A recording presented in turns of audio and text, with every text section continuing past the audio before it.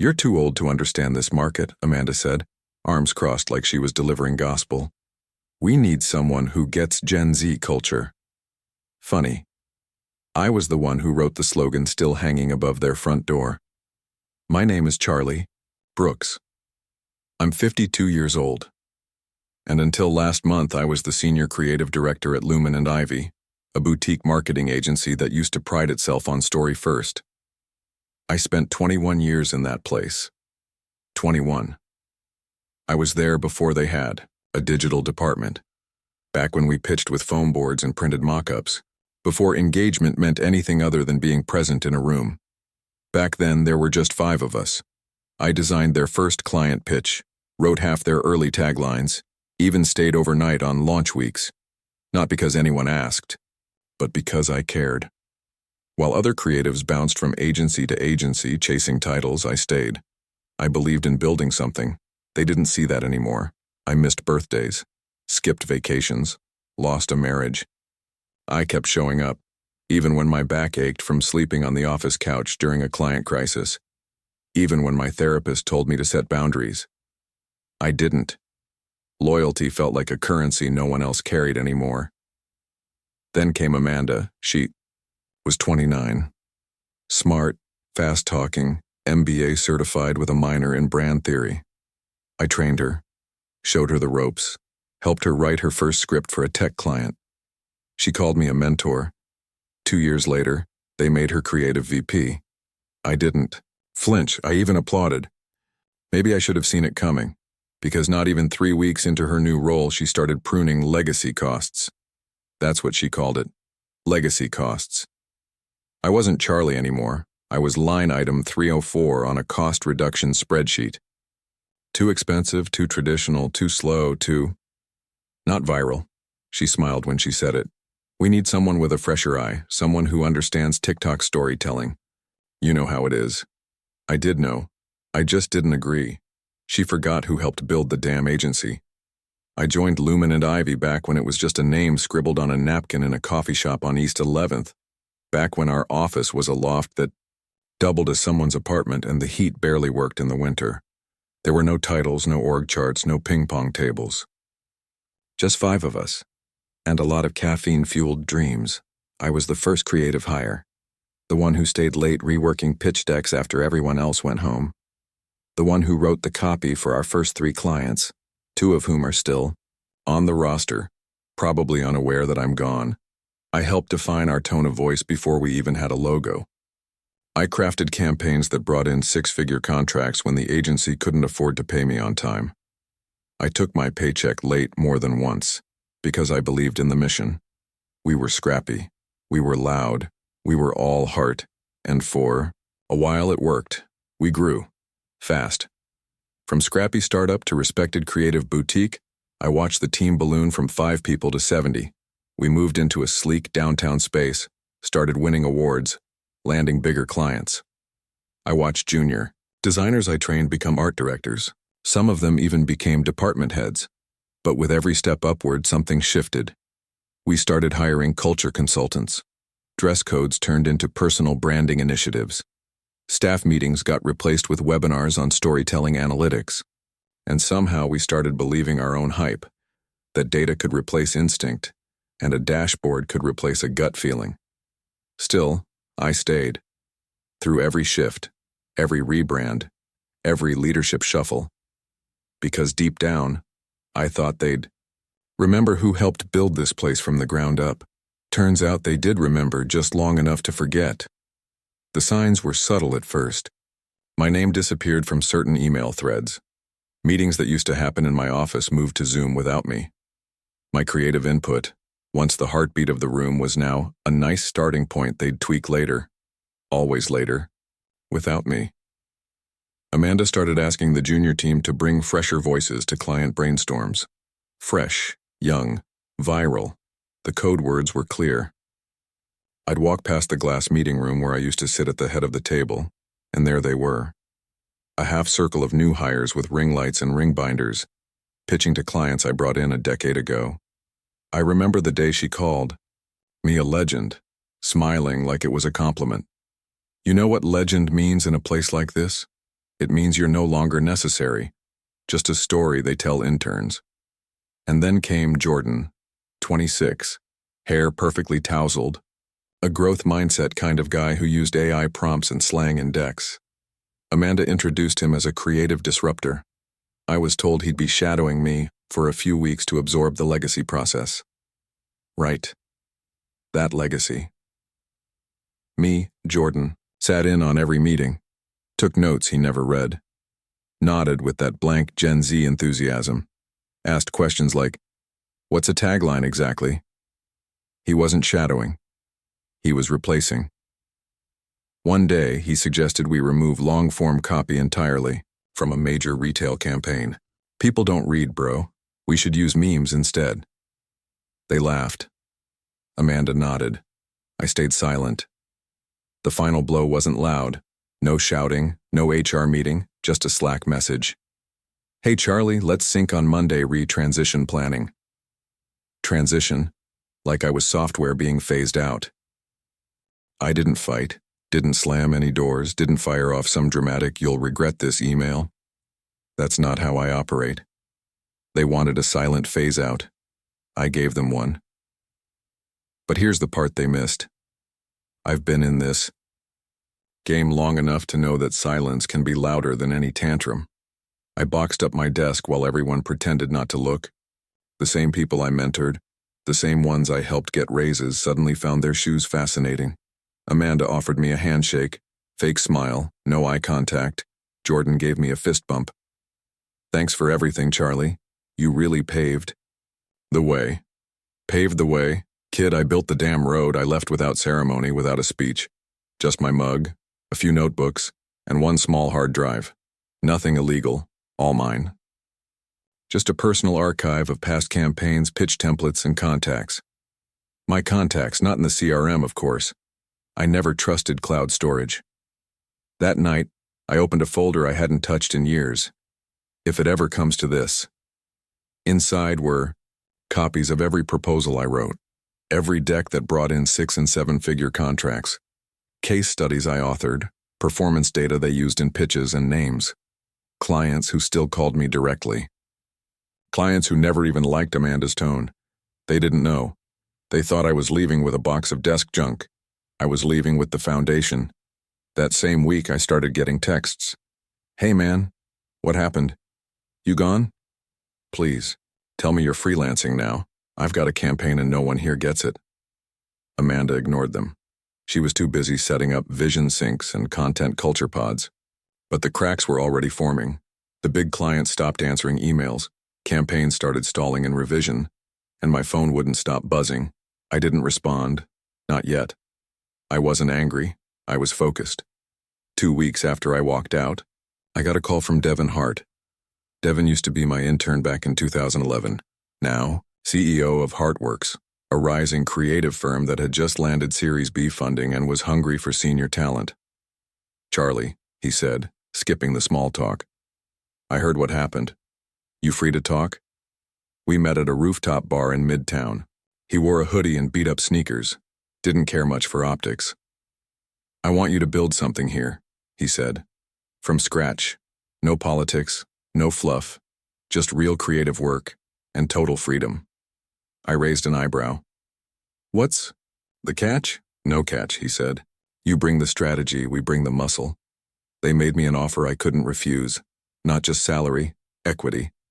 They wanted me to lead an entire division. No mentorship optics, no shadowing, authority, ownership, and that hard drive. I took. It became my blueprint. Within a month, I called 3 of my longtime clients, didn't even pitch, just checked in. First words I heard?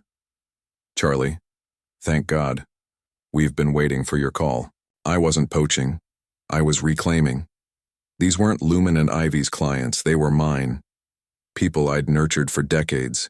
People who remembered the late nights, the personal calls, the magic we'd built before the buzzwords took over. One by one, they jumped ship. 6-figure campaigns? Gone.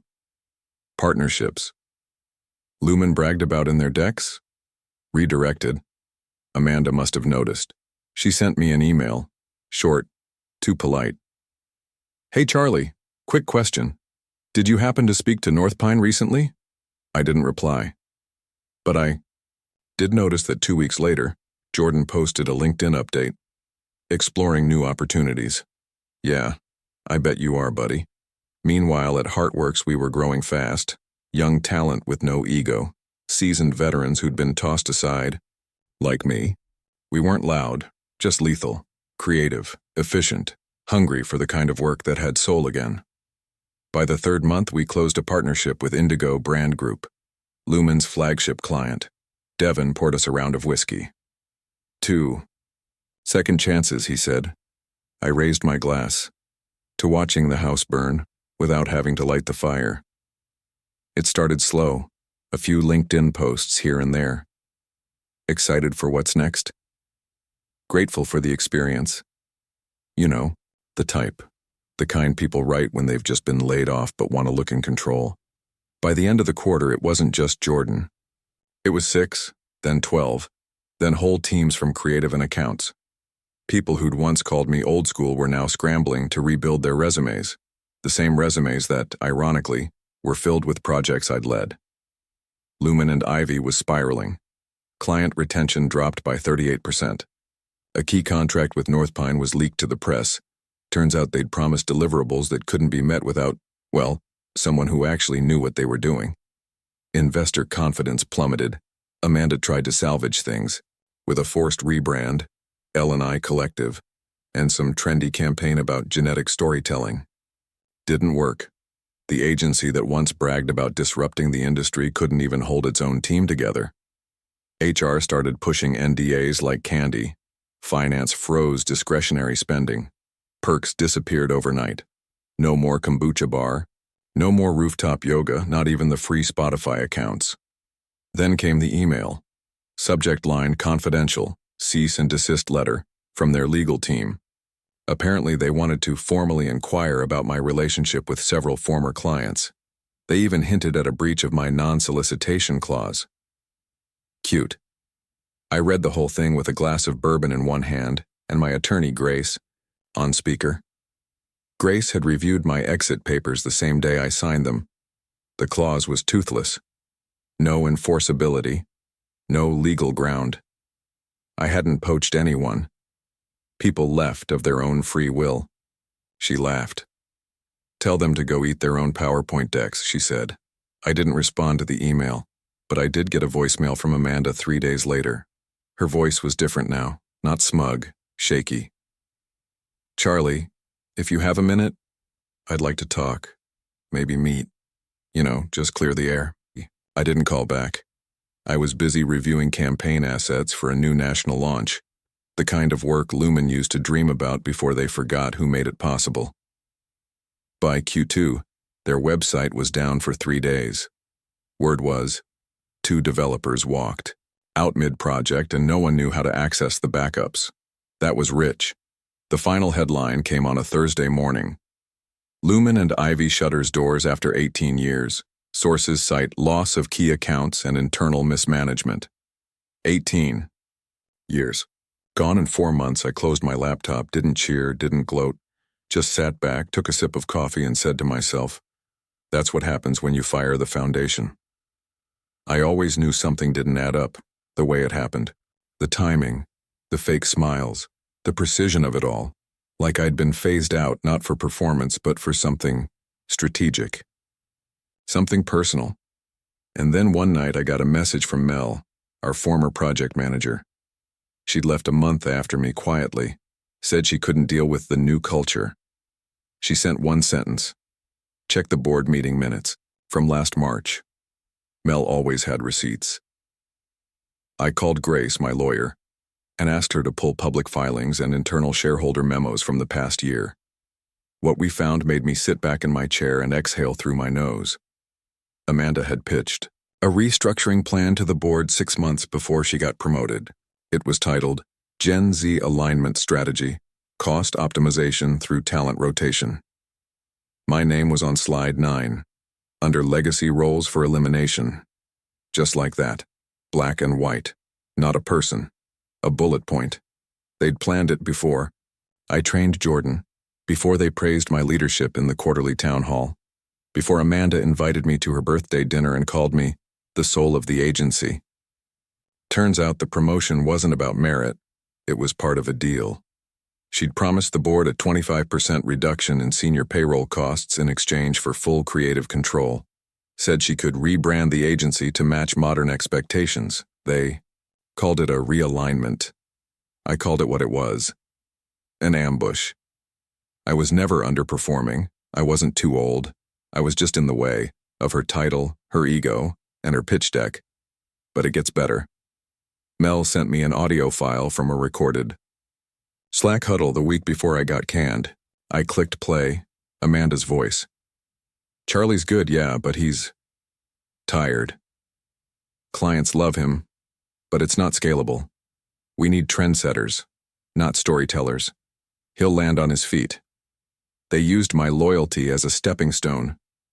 They called my consistency a weakness. They called my relationships outdated. But now, they were calling those same clients lost revenue. And they were calling me nothing. That night I didn't feel rage, I felt relief, because now I knew it wasn't incompetence, it was intent. They didn't just let me go. They built a whole strategy around it, and now they were watching that strategy burn from the inside out. I didn't want to go back. Not to the old pace, not to the broken loyalty system where seniority was a countdown to irrelevance. I'd done my time. I'd paid my price. Now I wanted to build something that wouldn't betray the people holding it up. At Heartworks, Devin gave me full control of the new division. No board, no noise. Just the chance to do things right. So I did. I built our department like a craftsman, not a manager. No silos, no ego. Just high standards and real work. We didn't hire fast. We hired right. Young, hungry talent paired with seasoned pros that other companies had tossed aside like expired yogurt. And something incredible happened. We weren't just winning pitches. We were winning trust. Clients weren't just coming to us for campaigns, they were asking for strategy, for vision. They stopped asking for buzzwords and started asking for results. I brought Janine on. She was a copywriter Lumen pushed out last year because she wasn't adapting fast enough. She wrote the headline that landed us a global account 2 weeks in. I brought back Malik, a motion designer they said was too niche. He built a launch video that got 2.3 million organic views in 4 days. We weren't fast. We were flawless, and we made sure every single person on the team knew their value. No culture fit nonsense, no backroom politics. Just shared wins, open credit, and a very clear mission. Respect the work, respect the people. One morning, Devin looked at me across the conference table and said, "Whatever this is, we need to scale it." But I wasn't in a rush, because this time I wasn't just building a team, I was building a system. One that didn't punish loyalty, one that didn't treat experience like baggage. One where nobody had to worry about being replaced by someone who knew how to use hashtags but didn't know how to talk to people. Funny how things work. Lumen collapsed trying to chase the algorithm. We grew by staying human. I was in a strategy session reviewing early concepts for a sustainability campaign when Devin walked in holding his phone. "They want to talk to you," he said, sliding it across the table. "Who?" I asked. "Lumen's investors." I stared at the screen, recognized the name immediately. Ellis Partners. The same group that once backed Amanda's rise to power. The same group that nodded along when I got listed as a cost inefficiency. I didn't answer right away. I finished the meeting, gave notes, took a walk around the block, then I called them back. "Charlie," the voice said, calm, practiced. "We made some short-sighted decisions. We underestimated your influence and, frankly, your value. We're looking to rebuild, integrate what Heartworks has created into our recovery strategy." Translation: they wanted me to fix what they broke. They offered a partnership. Advisory title, full creative control, blank check practically. I paused. Let it sit there. "I'm not interested in rebuilding something that treated people like furniture," I said. "But," I added, If what you're looking for is to rebuild trust, not just optics, maybe we can talk. And we did. But this time, I set the terms. No fake culture decks, no vanity hires. I would handpick the integration team. I'd train the next generation, not just on trends, but on integrity. And Amanda? She was long gone, resigned to explore new opportunities. Translation: no one wanted the job of cleaning up the mess she left behind. When I stepped back into that building, that same glass tower I'd been walked out of less than a year ago, it wasn't with bitterness. It was with clarity. I wasn't returning to beg. I was being invited to lead, and I wasn't interested in power for revenge. I wanted power for precision, to make sure no one else got boxed, benched, or blindsided like I did, just for doing their job too well for too long. This wasn't about making noise, this was about making it right. There was no announcement, no press release, no welcome banner in the lobby. I didn't need one. I walked back into Lumen's building, the same building I'd been escorted out of 11 months earlier. Only this time, there was no HR rep waiting, no security guard, trailing behind me. Just a badge with my name on it and access to every floor. Some faces were gone, some were still there, the ones who had looked away that day in the hallway, pretending not to see me with a box under my arm. They saw me now. No tension, no drama, just widened eyes and awkward smiles. "Morning, Charlie," someone said. I nodded. Morning, that was enough. I didn't need to prove anything anymore. I didn't need applause. Just seeing the look on their faces, that quiet recognition of how far things had turned, that was plenty. They called me a legacy cost. Now I was the one, rewriting the budget. I kept it professional, efficient, clean. My office was smaller this time, by choice. I didn't need the corner view. What I needed was clarity, control, and a team that worked for purpose, not politics. And I had it. I led meetings with transparency.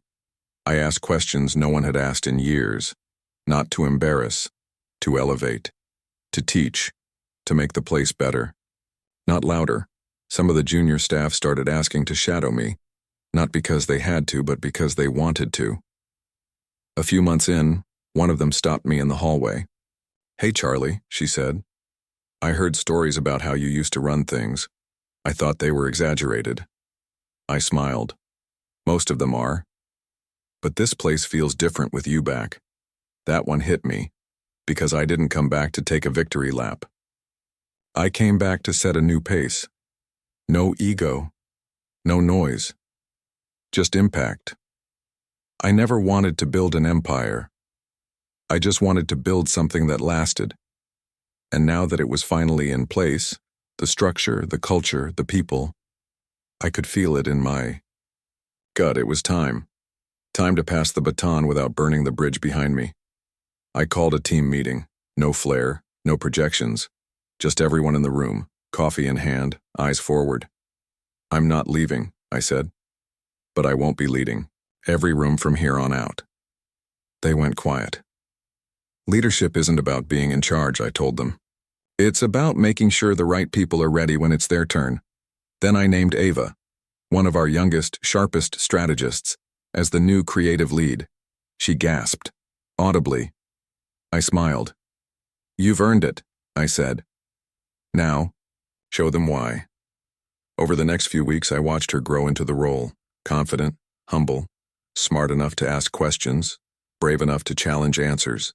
I didn't micromanage. I mentored, quietly, in the background, only when asked. I started taking Fridays off, spent more time with my son, started sketching again for me, not for clients. The fire was still there, but I wasn't trying to prove anything anymore. I'd done it. I'd built something that didn't collapse when I stepped away. And that, more than any campaign, title, or client, was the win that mattered most. Because revenge is temporary. But legacy? Legacy outlives all of them.